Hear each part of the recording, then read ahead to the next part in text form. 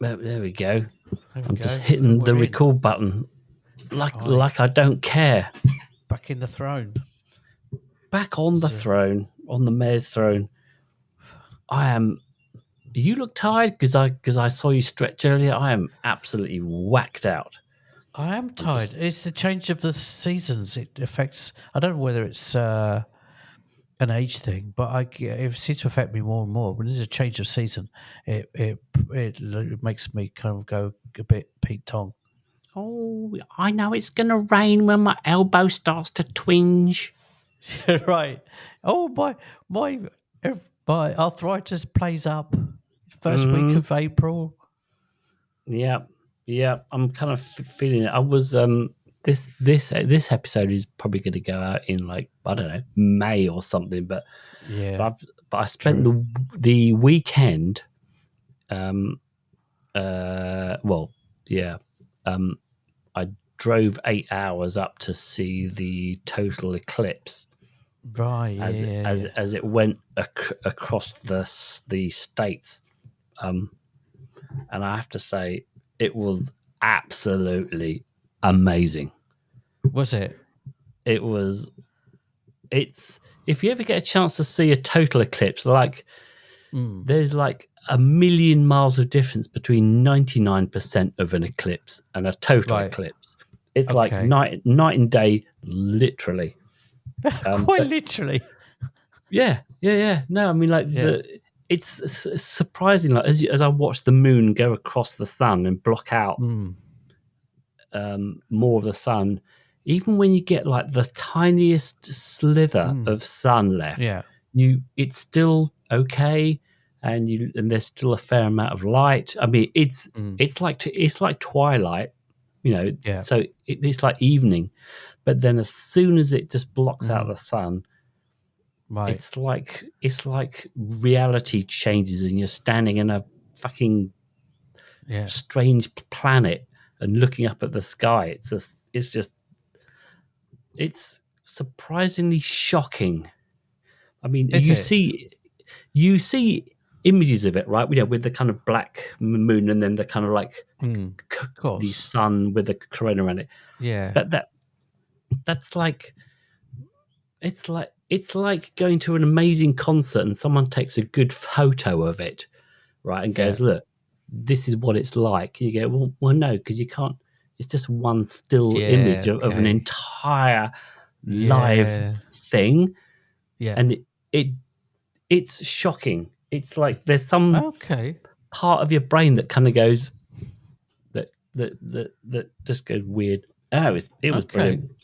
Cool. If you ever get the chance, so I drove 8 hours there and it was like 8 hours back again. That's a long way. I'm fucking tired. Yeah, I drove up all through New York, up through Vermont, right up to New Hampshire. It was an epic journey. It's epic, an epic experience, literally. But if it ever passes your way, do not hesitate. I've never seen one. Never seen. Do not hesitate. It's stunning. Anyway, enough of that. Let's just kind of say welcome to ADHD, you fucking funny intro button. Oh, there it is. Here we go. The intro music. I can just catch my breath a little.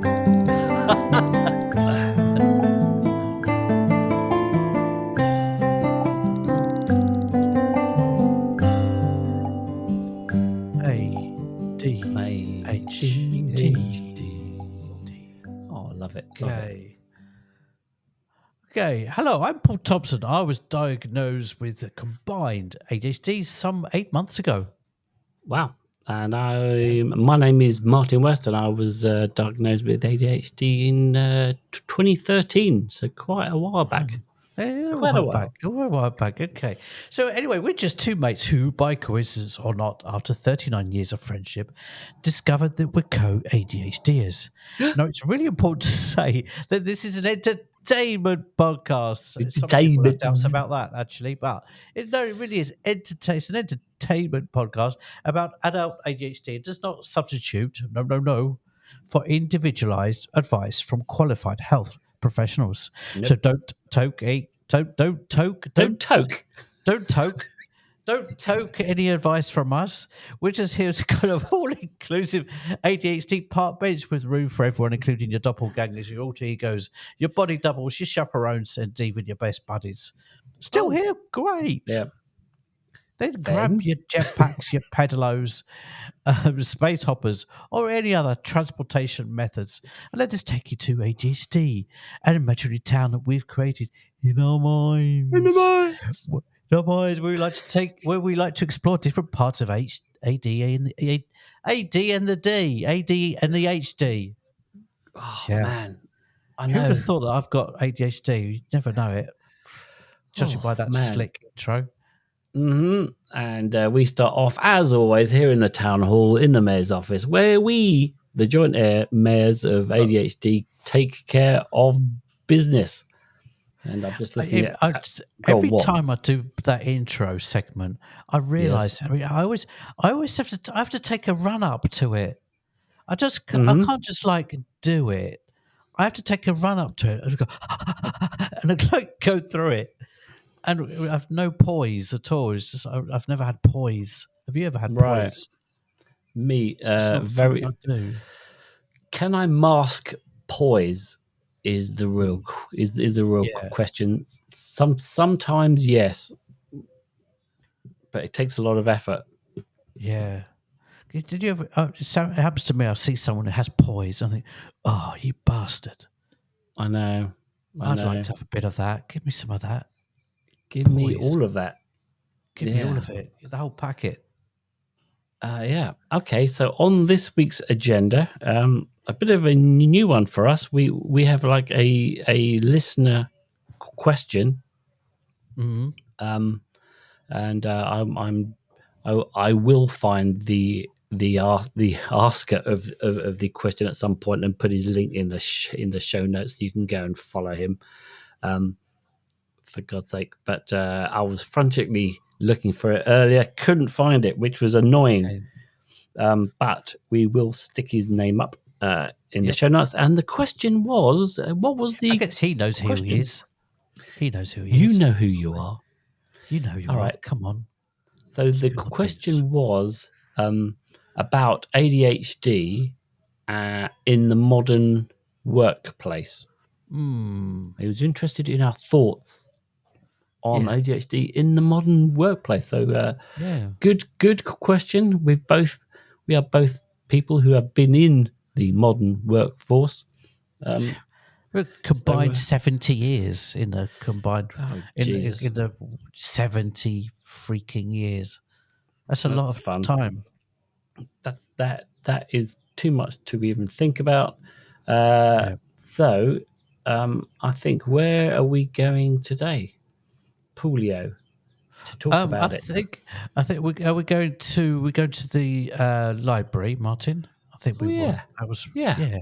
Let's go there. Because the library, if you have them anywhere around you, are a good resource Oh yeah. for jobs and job hunting. And they often have, like, I know the ones around me have they do these free online classes in where, or these Zoom calls where they'll teach you about how to find a job or keep a job or whatever. So so there's lots of resources there. So let's jump in the mayor's car, which I've got a load of crisp packets in this because I've got a bit hungry. Is it Because empty or full? well, because I used it to go up and see the eclipse. So I use Okay. it's just full of all my car snacks. Like when you go Okay. on a long journey, you get your your bag of peanuts and trail mix and it is. I mean, when you go on a long trip in the Yeah. car, do you stock up on a load of snacks? I'm really bad at doing that. Even though when I have the stuff, I'm really, really pleased. I'm Yeah. really, I often, very often forget to take water anywhere. Mm-hmm. I forget water. I All think that's a right. bit of an ADHD thing, actually. I've heard many people say it. Yep. I do like. Do you remember those tins you used to get in the 1970s and 80s? The tins of travel sweets. Yeah, And you can yeah, still with get them. They're really like nice. boiled sweets with some white Exactly. powder on them. Powder, yeah. I suppose Yeah, for the humidity. that was the cocaine just to keep you Oh, driving, you're right. Yeah, just yeah, to yeah. keep you moving along. It's right. It's doing lines off the dashboard as you're driving along. Yeah. No wonder I like those boiled sweets, because on the face of it, they were shitty Yeah. sweets, but somehow they were Somehow, appealing at the time. yeah. Yeah. Somehow I developed a toxic dependency from them. Don't know Yeah. how that happened. Weird. All It right. Well, was let's weird. just. By the Yeah. way, just as we were talking about that, the on air sign behind you, okay, it Yeah. was off. It was Yeah. off, right? And When? then it was off, and then and I was going to interrupt you and say, Martin, I feel a bit weird. Can you go and switch on your on air lights? And then I'll Right. feel more like I could get into the podcast, be like, Mm-hmm. and then it came on by itself. Wow. It knows. It's like a little It's like I sentient being. willed it to come on. Mm-hmm. That's Yeah. It could. bizarre. Right. It could sense that we were actually podding. So Yeah, exactly. it went, oh shit, I should be on. Fuck. Fuck. And then it Okay. just came on. Exactly. Yeah. Just in the nick of time. Yeah. Well, anyway, Okay. just as a thing, if ever I go on a long journey, my first stop is usually to somewhere where I get loads of water, loads of drinks, loads of snacks, shove them All in, right. love it. Like that is my Yeah. first stop on any long trip. Okay. Anyway, let's jump in the car if you can. Not. Yeah. Let's just get in. Fucking hell. What am I doing? My girlfriend's really good at that kind of thing.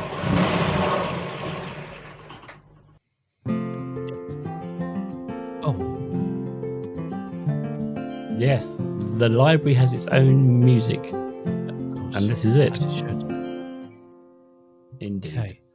All right. So Alrighty. the topic ADHD in the modern workplace, and we did have a brief chat, and we do have two different points of view Yeah. about at least one of the things. So that'll be interesting. Well, big one. It's a biggie. I guess so. I think actually it's probably worth giving a quick summary of our background of experience Right, of fair work. enough. Yeah. So people can know where we're coming from, because obviously we haven't had every job in the sun, and not every in environment, so we couldn't speak to it all. We can only speak from our points of view. Yeah. Right. Yeah. I can go first. All right, I'll start off. So my work experience has generally been straight out of art college, and then I was doing graphic design work for little tiny studios for a while, and then I kind of worked. Then I went into the agency side, did ad agency stuff for many years, worked in different countries, and then I went and did the corporate side. So I worked in the corporate sector for a whole bunch of years, doing a design. So that's me. That's what I did. Me, yeah, I got actually got offered a job like about 4 months before I left college, art college, and I did my final course kind of exhibition, like literally on the Hove, because I was working at the time, and then I was there until because then, blimey, there was like a really bad economic downturn at the time, so I ended up being in that job for 8 years. We worked together, me and Martin. We worked together. That was who worked in house for one of the world's largest construction materials companies. It's now called Lafarge. Right. Then I moved out of there, went into worked at a couple of small agencies in London. Then big agency that's now become one like biggest agency in London, or one of the biggest agencies in annual reporting. So did that for a while. Got bored with it. I generally have a 4-year cycle. And then the kind of, which we'll kind of uncover a bit later. And then then I moved to Italy, and I've been pretty much. I had my own small agency for about 4 years, but really preferred the freelance kind of scene. Just not having to like spend too much time doing bureaucracy. I'm a doer. I like doing. I like being a designer. I'm not so good at telling other people how to do it. I kind of get too frustrated. It's like, oh, can't we just do it? And then, and now I've become a teacher. Almost 3 months ago, I've become a teacher. First time I did the same job for 35 years, and now I became a teacher, which is a bit of a cool. a bit of a curveball. So that's it. That's me. I forgot to add that I also had my own company for a while, and for about 4 years, so I guess about the same sort of time. Right. And then I'm now freelance myself. So somewhat. Yeah. And I would say that I have a lot of ADHD, and I would consider myself, if you think about it, just in like the career sector, to be successful. I've won a bunch of awards. I've gone around the world. I've held down jobs. I've done some really good stuff. I've really enjoyed it. It's been up and down, but someone would look at me from the outside and go, "Yeah, he was a successful person." So having ADHD does not necessarily stop you from having absolutely having a decent career, if you can work around your shortcomings. Yeah, exactly. I would, being that I was only diagnosed 8 months ago, I would love to have. If I was diagnosed, 30 years ago. I wonder how different it would be. I think I could have been more successful than I was, if I'm honest. All right. But I know. Yeah, because I know people who are extremely talented, but yet they've never kind of gone anywhere, and I think that's probably because they were trying to deal with the job thing, and they weren't dealing with themselves, right? So totally. If you deal with yourself, and you know what your strengths are and what your weaknesses are, and what things work for you and what things don't work for you. Yeah. If you sort that out, that's the kind of priority, because that then informs what kind of job you do, or how you do a job, or what accommodations you need, what help you need. But I always struggled throughout my career with kind of internal politics, and just like, as you do with any job or any company of any size, you get all kinds of different people that coming in and out, as over time in that place.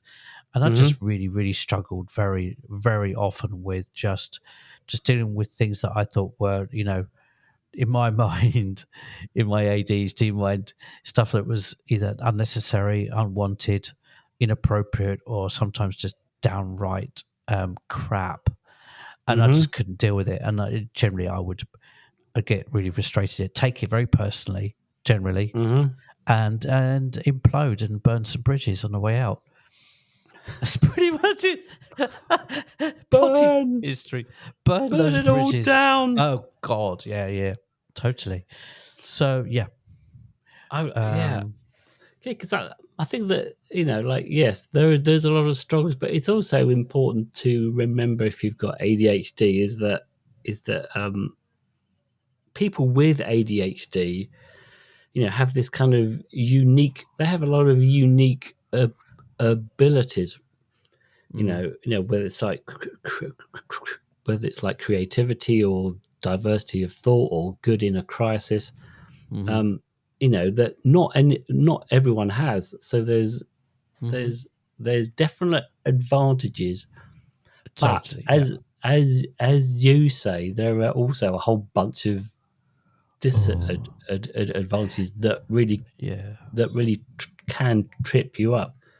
Oh, massively. I mean, already difficult enough dealing with their own crap, with their own minds, masking. It's like there's a lot of maskings going on because it's got, because there is, because that's just generally how it happens. But then if you have to deal with other people's stuff as well, oh God, I really lacked empathy skills at work, massively.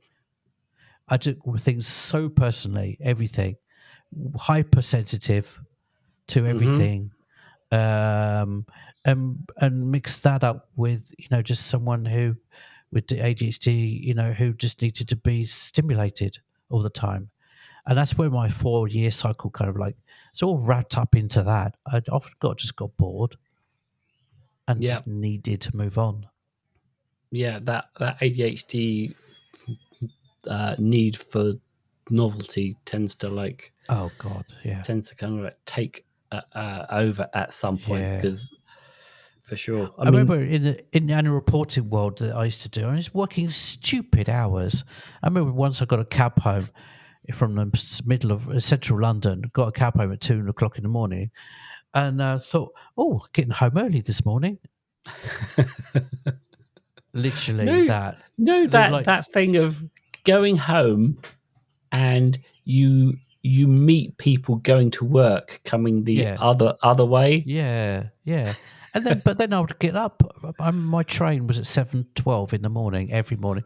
I'd be on that train at 7:12. And sometimes I'd see you on the same platform. Have a little chat. That would happen. Would happen.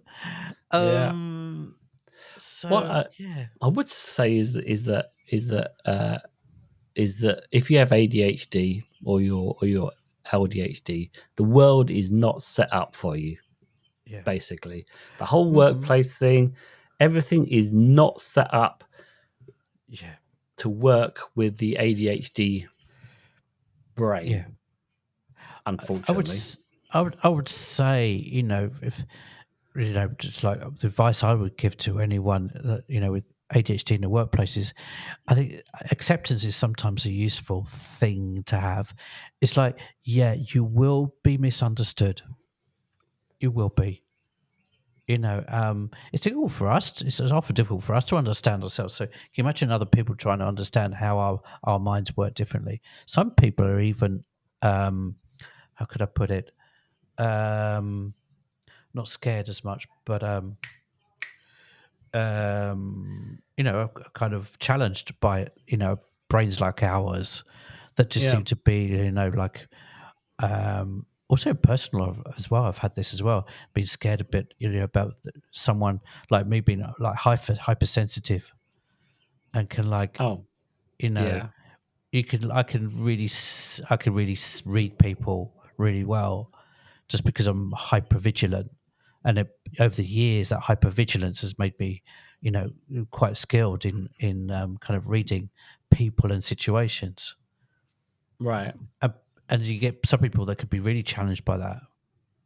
They pick it up and find it a bit. Oh God, what's the word?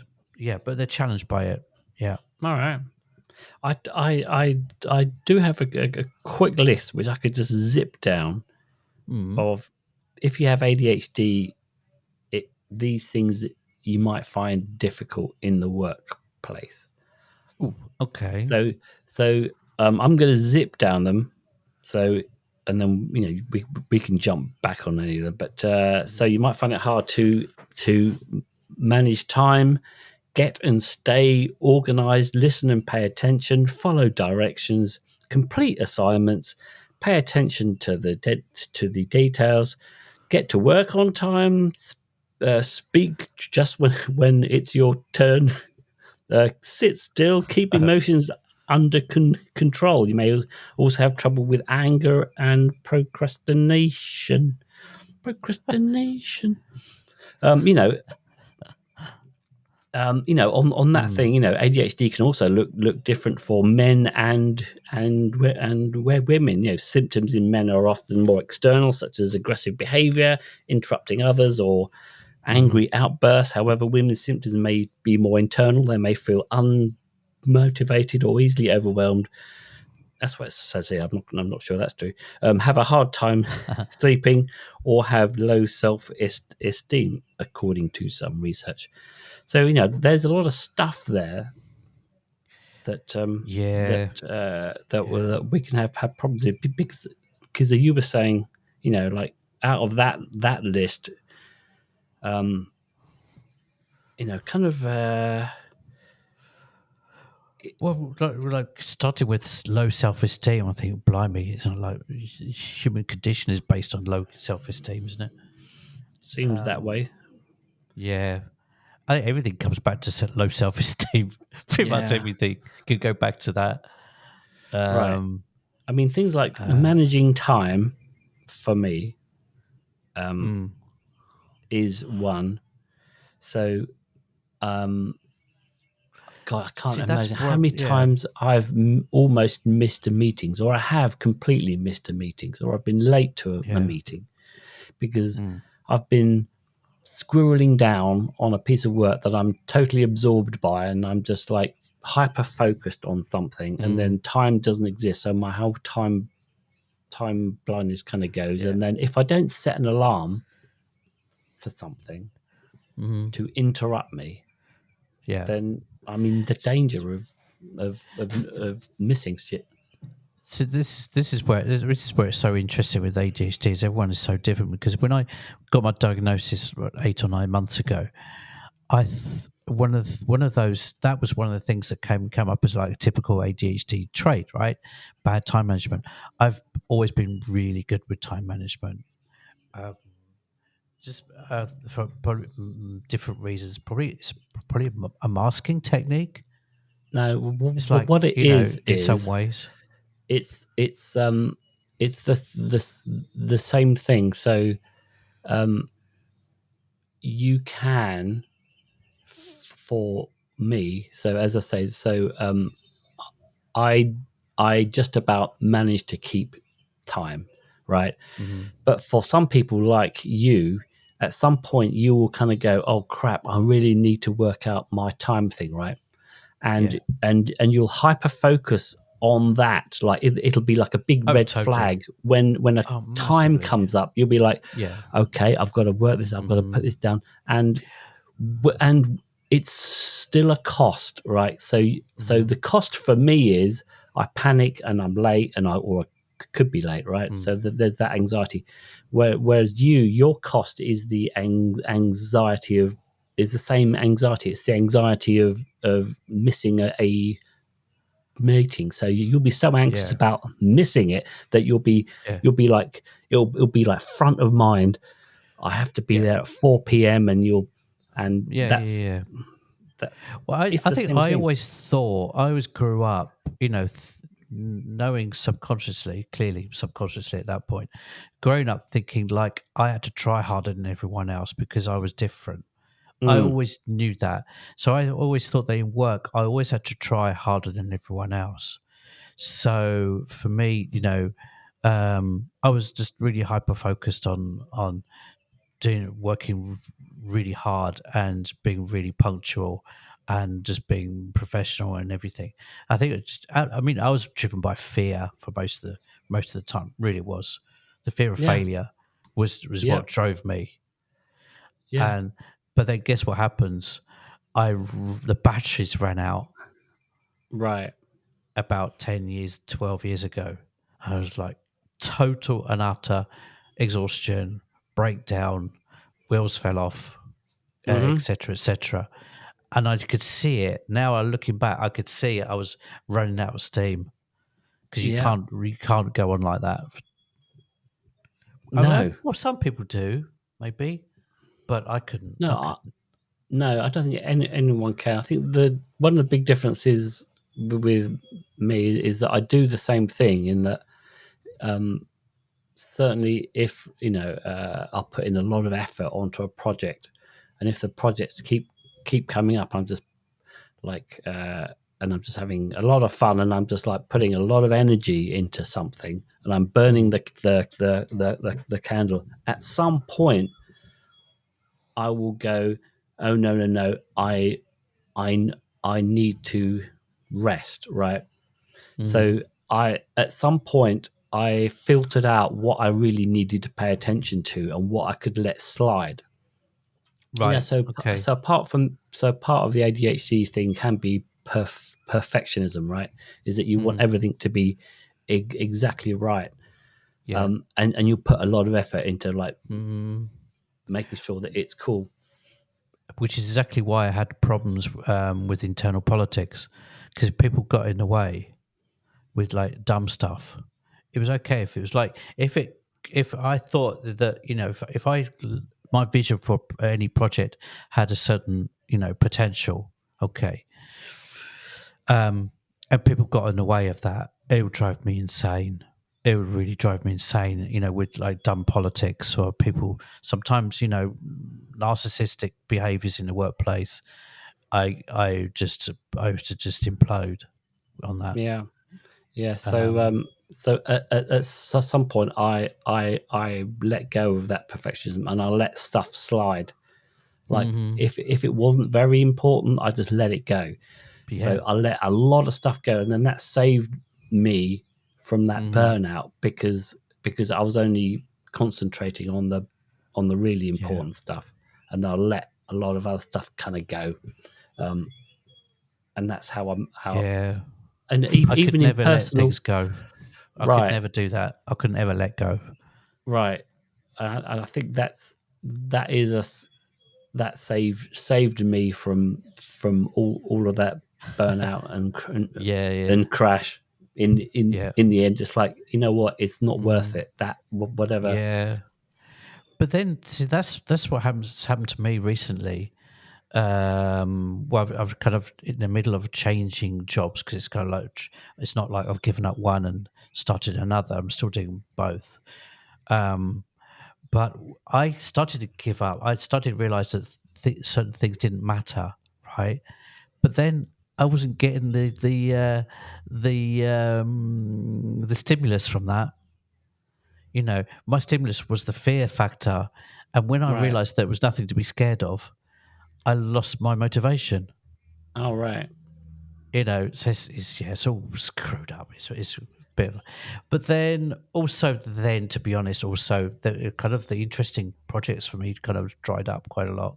This weren't happening. I felt like I was always like using 20% maximum of my potential, and that was frustrating for me. All right. Working on stuff that was just like, really kind of ordinary, shall we say? Yeah. No, I I I I found at some point that what I really liked about anything that I did, was that there was some puzzle to it. There was a problem that Mm, needed a kind of an elegant solution to it, right? yeah. So, and that wouldn't matter whether I was doing a small project or a ginormous global project. hmm It was the same thing. It was just a Yeah. difference in Yeah. scale. hmm So I just went, all right, okay, well, I'm just doing this little boring job, but there was always some little problem that I enjoyed Mm, kind of just giving a yeah. nice solution, Yeah. and that's what I enjoyed doing. Once I realized, oh, that's what I Mm, enjoy doing, is just hmm finding that little cute thing that kind of Yeah. makes something good. Yeah.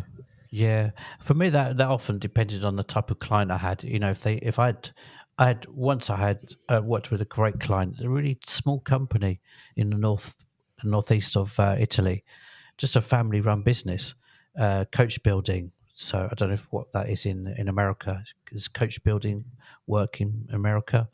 Coach So building. the car Okay. All right. repairers, family run Mercedes-Benz kind of coach repair and kind of business. Okay. And he trusted me totally. And I worked with him for 2 years, and we just did the most amazing work, probably more than any. And I've since worked with other companies like Porsche and those kind of companies, didn't find them anywhere near as stimulating. No, it is interesting. So I think one thing that I did find, and this is you can work for one company and things can kind of go okay, and you kind of get into the groove of that company and the language and the culture and the way things work, or the client or whatever it is, and then you switch to something else, like a new culture, new job, a new thing, and then it's like that transition, because ADHD is not really great at transition. That transition is hell. Oh God. So what would happen is, I would say, okay, I've got this new job, and my wife would go, right, well, how are you going to handle that transition? I'd be like, okay, I don't know. And then I would have to kind of like work it out, because she would remind me that I would go into this new job and I would like put 150% into it, right? So that I could prove myself, if you like, of worthy of getting that job. I would have to prove to everyone that I could do that job, and I would have to kind of like work to understand the new job and the new client and the new culture and the new workplace, and I would throw everything at it, and everything else in my life would just go fall by the wayside, right? It would just it just wouldn't exist. I would just hyper focus on this job until I felt comfortable and I could relax a bit. Yeah, which is what I'm doing now with the teaching. I'm getting better, but all of a sudden I went from I went from marketing and communication into teaching. From one day to the next, 300 students, a lot of different teachers. Soon I'll have parent meetings to do and stuff like that. What? Two different schools as well. So do two different systems, online systems for paperwork and documentation and stuff. And I've realized this week I have like facial blindness at the moment, because it's a total visual overload of newness. And I've realized, because it's got to a point where I have to give grades to the students. Right. And so I've had to work it out. I've started to have to be really methodical with it. So so rather than when I'm in front of my students and I call them up and they do a presentation for me based on a theme that I've given them, I call them up and get them to tell me their names. And they come up, they get to the front, and I say, "Hello, Martin." Right. And so I've had to be really methodical with them. And they love it, because they say, "Oh, hello, Mr. Thompson, Professor Thompson." And so, Martin, so what are you going to present to the class today? And I have to do that. And I've gradually but surely build up this visual memory of who the hell these people are. Right. And you're busily writing down on a piece of paper. Right, here we go. Exactly. This guy. Okay, all right. Write down name. He was okay. Exactly. Anyway, I gave you a 10, Martin. Oh, great. That's good, because I put a lot of work into that presentation that I never gave. It's a total blindness. And I had a teacher came up to me yesterday, and it's like really the way she approached me, she was really, really familiar with me. And I was thinking, who the fuck are you? Oh no. Yeah. That happens to me a lot. You have to go on. Because I've got really recognizable glasses. Yeah. So it happens a lot. People, and I make fun of people that said, "Oh, it's not me you recognise, it's my glasses," which is true, because they kind of like stand out because they're quite big frames. People find me quite easy to recognise. Also, because I'm the Right. only English guy in the whole school, Okay. so I See kind of how stand I'm out. thinking about it is you go in, right, and you go, okay, right, I've got to teach this bunch of people this sort Yeah, of stuff, right, and you go, okay, well, I yeah, can do that and do that, yeah, and then there's a point where you go, oh wait, I have to know who these people are yeah, individually. I have to grade yeah, them. What? Oh yeah, crap! This is a whole new level I'm not yeah. really got my head around. It's What? hard. It's hard. But so this is where it comes. This is where the subject we said at the top of this podcast, Yes. that we have a difference of opinion. I've started telling everyone at work that I have ADHD. Right. So this Um, so the question is should you tell yes your employer or not whether you or have not. ADHD, which obviously Yeah, is always going to be a personal it's a thing personal choice. for you, choice Hmm. at the end of the day. But we both have differing Mm, thoughts on that. So I think you're going to argue for camp you should tell your yeah, employer, and I'm going to argue right. reasons why you shouldn't. So Yeah. Well, I mean, yeah, take it away. I don't know. I didn't say anything, especially with my new job. I didn't say anything for a while because I was like, I wanted to gauge it, develop my relationships with both the students and the teachers, Hmm. and gauge, how receptive they were or weren't going to be to that. Um, and also gauging my mind, having conversations in my mind, how that conversation might go. And in the end, it's been a really positive experience. I've told people, and they've been amazing about it. It's a bit different because it's a school environment, so it's a learning environment. So ADHD, if actually in Italy, ADHD is not very well known at all, not even for students, which is could for me be another opportunity for me, which I'm quite into. And I've offered them that I could become a kind of ambassador for them for maybe they'll sponsor me to get trained as an ADHD coach for in school environments, helping kids and their talking to their parents about it, etc., etc. But other than that, the teachers have been amazing. They've been saying, "Oh, is there anything I could do to help you with that? What All right. what can I do to what any adjustments that I need to make for you that would help you?" Of course, I've said Hmm. no. There's nothing you can do. Don't worry about it. Actually, there is a lot. There's a lot you can say and ask for.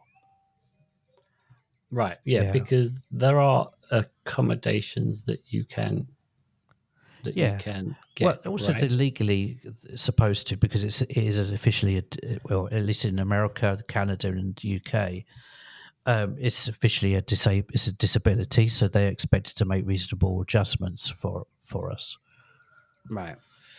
But no, for me, it's been really positive, I have to say. And I kind of like, other than the legal part, because who cares? Frankly, I don't care. I'm too old to care about regulations and law and stuff like Hmm. that. I like being an example of ch- perceptions about what autism can, or what it looks like or doesn't look like. Hmm. Yep. I Yep. kind of Yep. like that, taking that on. I like it. Yeah. Yeah. Yeah. I can see that. So, what's so? I'm going to bounce the ball back over to your side Oh, of the. blimey. All right. Yeah. Well, I mean, what I would say in an ideal world, it would Mm. be more your side where you would go in and you would say, I have ADHD. And then people would kind of like, you know, would adjust accordingly and take advantage of the, of the gifts Mm. and make some accommodations to Mm. work out, to help with the things that you do Mm. struggle with. Um, my point of view is generally that it's mostly not going to be helpful, and I know that most counselors would warn against telling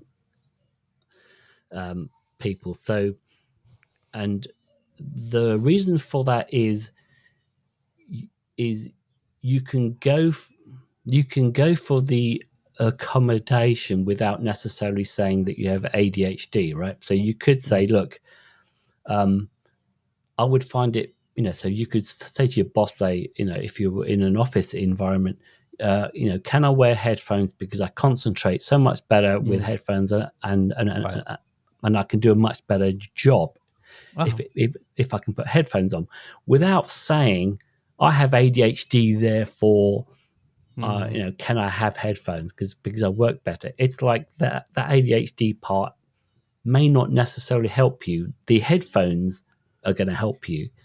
Yeah. So so you can go for the accommodations and try and kind of get your work environment to work for you, without necessarily saying you have ADHD. Because if you do say you have ADHD, then you're stuck with it, right? It's like everyone knows you have ADHD, which in an ideal world would actually work for you, or wouldn't be a problem. But say if you're a woman, because it's a stupid, dumbass, male-centric workforce, if you're a woman, it's already slightly stacked against you without having ADHD piled on top of that. If you're a person of color, the workforce is against you without adding ADHD on top of that. Yeah, it's true. I mean, let's face it. Feet on the ground, prejudice is everywhere. Okay, and people, and there can be work environments can be extremely harsh environments. Sometimes real battlegrounds. Yep. I often said it's one thing I really expression I really heard I liked that I heard once is that we're two white male people, and generally people that if you're a woman or if you're from ethnical backgrounds, you to get anywhere, to be successful, you can't just be good at something. You have to be exceptional at your job, whereas white men can just be good at their jobs and be successful anyway. Just generally women have to be, and people in ethnic groups have to be exceptional to get anywhere. Right, and Which I can see if that. you say that, and if you say you have ADHD, then that for Exactly. me can just put a target on your back, and you may not necessarily need that. What I would say about HR the departments, human resources, is people think that they work for you. So HR will Right. generally kind of go, ADHD people, they are really good and helpful to a company, and in certain ways, right? So if you have a particularly good progressive HR support, then they can be helpful. But the problem is that HR doesn't work for you or advocate for you. It works for the company and advocates for the Totally. health of the company, not for Oh yeah. you. Yeah. So in an example of that, it would be, I tell my boss I have ADHD, and then I'm struggling with a project, say, and I'm kind of late and I'm not hitting my deadlines. Then that boss could go to the HR department and go, look, I have a problem with this person because they have ADHD and they're missing all the deadlines. And the HR might go, well, ADHD, can be really helpful if you put in some more work and we do some accommodations. But at the end of the day, if my boss says, no, I want to manage this person out, you'll get managed out. Pure Yeah. and simple. Yeah, but in my case, it was a few years ago now. But in my case, I'd be managed out anyway because I was unmanageable in any way. Right.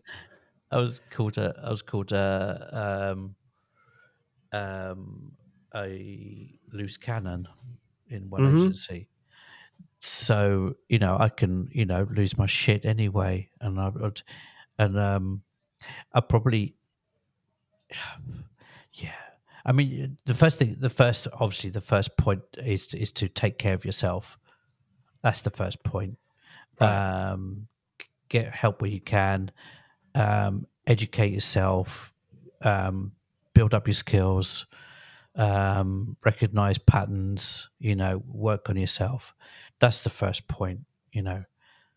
Yeah. As Um, as well as using tech to support you. So, mhm, whether that's apps or alarms or Headphones, as you said, headphones or yeah. So I mean, there are things. especially noise cancelling headphones. They're just the Yeah, best thing. yeah. You know what? Uh, before I kind of get off of this subject totally, like we'll say, oh, who had ADHD? Oh, well, Richard Branson had ADHD or something, right? And it always reminds me that when you hear successful people, they will go, oh, yeah, I had ADHD or I suffered this problem or that problem. But they only say it after they've been successful, right?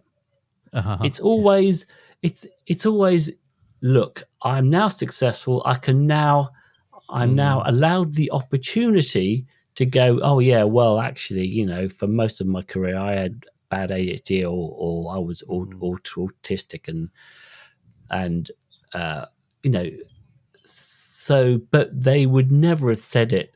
They would never have said what they say after they're successful. They would never say it before they were successful. Yeah, yeah, yeah, yeah. It's always after, every Yeah, time. yeah, yeah, And yeah. always, so it's kind of like, So it's better to be authentic. That's what you're saying. You're coming round to my idea that you should just be open about oh, it. no. I totally, I totally I'm joking. agree that authenticity is where you should go. But Right. but I feel It has its like pitfalls. Yeah, the world isn't in the same frame of mind that you are. It doesn't work in you are. totally. Yeah, You have to work. yeah. It is a compromise. The world Unfortunately, isn't singing from the same song sheet. no. Yeah. Which is why I think there are so many people like you or me who kind of end up starting their own companies, right? Being little entrepreneurs, and it's not because they had a great idea. Mm. It's just that the modern Necessity. workplace doesn't work for them, Yeah, right? it's necessity. Yeah, Yeah, yeah, I had to be freelance. I had to work freelance because um, I just I'm kind of really sensitive to outside impact on my world. So if I was freelance, I could manage that impact. If it was going to if things was going to go bad or good or bad or anywhere in between, I wanted to have much control over that as possible. Yeah, I'm kind of hyper vigilant. So it's freelancing works for me. Same way it works for Richard Branson to be an entrepreneur, and there are a lot of ADHDers that are entrepreneurial. right. And as I It's a said, control it's thing, isn't it? right. Well, yes, I would say. I mean, I am a freelancer now, but when I had my own company, so that was like when I was in my, I want to say, 40s maybe. Um, my mistake was, well, because of that, I didn't know I had ADHD at the time. But what I would have done, looking back, is to have partnered with a neurotypical person, Mm. and that neurotypical person would have taken care of the boring crap, right? Oh, The right. Yeah. Oh, the yeah.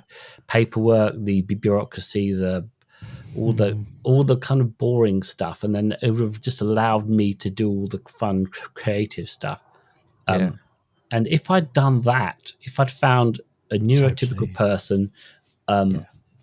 that would have made that company really good. Yeah. But as it was, that's where I failed. Was the taxes and the Totally paying bills and the I've had that thought even way before I discovered I had ADHD. I always wished I'd happened upon someone of that with those kind of skills that I could have built something from, and I could have been much more could have been a contender, as they say. could have been right. I did want to say that when I look at people and their jobs, there do seem to be like a lot of people who do a job for a while and then they struggle to, they'll put a lot of energy into it at the beginning, and then, they'll kind of, that energy will taper off because it's fucking tiring. Yeah. And then they'll start to struggle, and then they'll hate it, and then they'll either get fired or they'll just quit.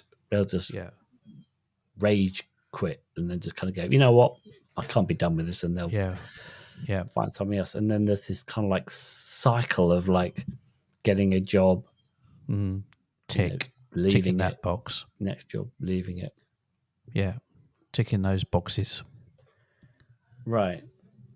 And then I guess one solution is to find it. I guess is that how you can work for yourself. But I mean, I wish if I could turn back time. If I could find a way, I could back to you. I would say to myself, it's like, okay, even if in my case my cycles were a mixture of getting bored with the job, etc., etc. But there are a lot of times I would like to turn back time and say, Paul, whatever stresses that are going on, extra stresses that are going on, have sometimes they've got nothing to do with you, Paul. There's like, just ignore it all. Just like be elegant with it. Have some poise. Go back to your desk. Just do your job. Do it well, and let other people worry about all that crap. And no, I didn't do that. I just took it all on. And I just made it very, very personal, and I just just got really messy. I wish I could have done that, and just being a bit more, coming from a caring place is ever go back to that theme. It's like, Paul, you can't. This is not your battle. Just like don't take it on. Right. Yeah. Because the agency where I've worked often, they created a lot of shit, unnecessary crap. It caused problems, it caused anxieties, they caused unnecessary conflicts and unnecessary levels of competition, internal competition to kind of get the numbers up and everything like that. And that was all they're doing. It had nothing to do with me. Yeah. Yeah. So there's a whole bunch of stuff that is nothing to do with you, and then there's a whole bunch of stuff that kind of is that you have to kind of like work out for a solution for, right? So so for you, part of it was like you put in a lot of effort and you care about everything, and you put all this energy in and with all this anxiety, and then it would just burn you the fuck out. And then you'd just be like a loose cannon, right? You just say, I'm just going to fuck you all. Fuck you all. Right. Totally. So exactly. It's like finding ways to kind of like help that. So whether that would be, for me, a little bit like you is like, I found stuff that wasn't worth all that effort for. And I just kind of ignored it. And that saved me. That's how I got around it all. Was just I realized I now go in and go, what's really important here? Oh, it's this and this and this, and then everything else can basically go and I don't care. So something might come up, and I'll go, is this one of the important things? No, it's not one of the important things. So I kind of go, okay, I'm just going to ignore that and let that problem be somewhere else. because otherwise you just which is exactly what I learned to do in my, especially more in my private life. If I went down a rabbit hole and I was massively overthinking about things, and not just massively overthinking things, massively overthinking on multiple things all at the same time, and then started to realize, I started to filter in my mind and think, okay, is that useful? Is it useful to be thinking about this, obsessing over it in this exact moment when you can't do anything about it? No? Okay, so let's put it to one side and leave it there. Sometimes, right. And filter. And I got better at filtering, really what you were saying, Martin, is like, okay, is this valuable? Is there a point? Is there, should I get better at choosing my battles? What are the battles worth fighting for? Yeah. Yeah. Okay. So, yeah. do you have is there anything else before we summarize? Because I think I've kind of got most of my shit out. Yeah, me too. Yeah, I think let's start summarizing. So yeah, I think probably you could, like, as ever with our podcast, it often comes back to taking care of yourself. Know thyself. Know thyself. Exactly. Know thyself. And which is, if anyone has listened to the end of our podcast, I say I'll go into this thing about knowing thyself.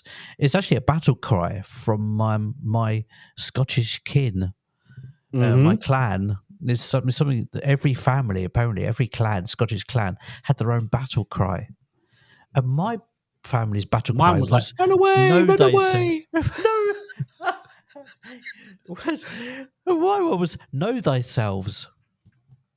There we go. What? Reverse psychology, you see? Run away. Yep. And then run away. Know thyself. And by the way, the pubs are open. Yeah. Oh, okay. Fair enough. So definitely knowing yourself is a key to actually managing your workplace environment. Get support would be another one, right? So whether that's your company might give you accommodations, also, there's get good at recognizing patterns as well. I wish I'd done that. Get good at recognizing patterns, and then you could see it off before it gets to like a difficult situation. Recognize it, see it off, develop coping mechanisms for dealing with it better. Yep. Getting support could be going to a therapist or a coach, totally. ADHD coach. I think that the guy who asked the question was a coach. So yeah, he'll be in our show notes. Also tech, support also helps, like gadgets and anything that, like, I mean, I think I've shown this to the camera bunch of times, but my little countdown clock, right, is like, I use that all the time. But I guess the other thing I would say, even if there are laws, regulations in place certainly in the States, in UK, Canada, etc., there are regulations in place for disabilities, and ADHD is officially a disability in those countries. It doesn't necessarily mean anything at all. There's a lot of companies out there that use these things as a box ticking exercises, and I've seen disabled people that have been treated exceptionally badly in companies and treated like crap and just like forgotten and put in a corner, just so they can have the numbers. Yeah. What I would say is that if you know yourself, you'll know what kinds of jobs actually suit you. So right. I know. That's a good point. We both work in the advertising and design world. My God, they're like everyone's bloody ADHD. So you don't even have to say you have ADHD because everyone's like you. I know that exactly. It's like going to the zoo and you're all in the primate section. Mm-hmm. Yeah. Monkeying around. Monkeying around. There's jobs like, I know the emergency medical service EMS workers. There is a lot of ADHD people Crikey, yeah. working there in those kind of like dopamines, blimey. High street. You're right. All those jobs that have these kind of that are quite where there's a lot of drama. Also, IT has a lot of people working in their roster. So there's definitely there's like people industries. like Microsoft and Google. They have amazing approaches, like their own culture dealing with this kind of thing, and where autistic people are really valued as a intrinsic part of their overall brand value. And they're not just saying it either. I mean, you can find stuff on YouTube, examples of they're really groundbreaking in terms of how they deal with these people. They actually need them. It's not just like, oh, we make, we accommodate these people. These companies actually need them, and they recognize their need, right, and value their need. Right. Yeah. So there are companies out there that are doing a good job, but for 99.99999% of the rest of us who don't work at Google and won't ever get a job at Google, we have to work on our where we struggle and try and find an environment which actually works for us, and that may well be working for ourselves, which is what we do currently. Okay. All right. Alrighty. Well, I think that just about wraps that up. We can jump back in the mayor's car. We can go to the post office if we're feeling like that's what we want to do. I don't think we got any posts, Martin. I do. Have we? Oh, okay, good man. I've got one. I like the cut of your jib. I know. Let's jump in the car.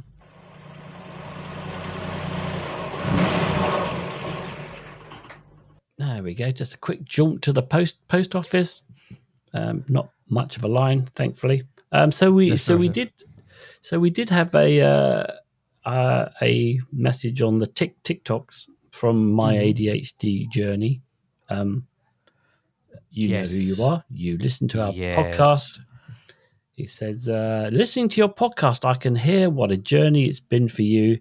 I alternate between seeing the positives and opportunities to focusing on the negatives. So he listens to our podcast. He likes it. And he's just started for the first time. He's a very late diagnosed like us, diagnosed ADHD. And he literally as of today, just started taking his meds for this first time. And it was really a real tearjerker. It was a lovely, lovely TikTok that he's put up on there. He said it just like he put on the TikTok, what he's felt like in the first 2 or 3 hours, and at a certain point he said, "Oh my God, I feel peace in my mind for the first time ever," and it was really touching. It was really cool. That's nice. We like that for him. We were. I spotted him when he first came on TikTok. I was like one of the very first people to chat with him, and I think we were the first people he followed. We were his first follow. Really? Oh, that's cool. I like that. Yeah. I saw a kindred spirit, man in a van. I'll wear that medal. That's no problem at all. Very proudly. All right. As we walk back, let me just say, where are we? Yeah, there we go. All right. As we walk back to the town hall, just to remind everyone that ADHDville is delivered fresh every Tuesday to all purveyors of fine podcasties. Please subscribe to the pod and rate us most marvelous, and feel free to correspond at will in our comments sections, because we might read one of them out. But wait, there's more. If you want to see our beautiful, beautiful faces, you can sally forth to the YouTube. So we're kind of getting our YouTube game back up. You can also pick up a quill and email us at adhdville@gmail.com. Yes. And so visit us on TikTok, YouTube, the couple of friend zone is Facebook and Instagram. But in the meantime, be fucking kind to yourself. And I beseech you, fellow ADHDers, know thyselves, sons of the hounds, come hither and get flesh. Man, you really put some oomph into that. I had a sudden rush. Yeah. For adrenaline. The drugs are kicking in. Oh Jesus, I haven't taken my drugs today. Really? Oh crap. Okay. Oh no. Right. Yeah. Might be worth doing that.